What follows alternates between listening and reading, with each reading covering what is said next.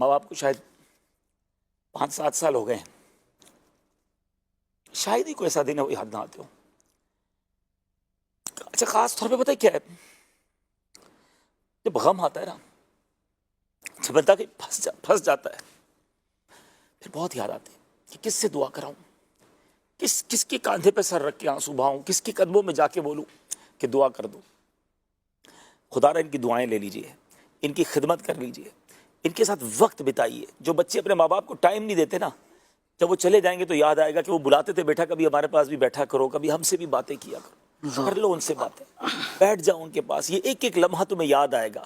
اور ایک اور تمنا یہ رکھنا، ایک اور مشورہ دیتا ہوں، اپنے ماں باپ کی اتنی خدمت کرنا کہ وہ تم سے خوش ہو کر جائے۔ واہ، خوش نصیب ہیں وہ لوگ جن کی ماں انہیں دعا دیتی گئی، جن کا والد ان سے خوش گیا، کیونکہ اگر وہ ناخوش گئے نا، پھر کیسے خوش کرو گے؟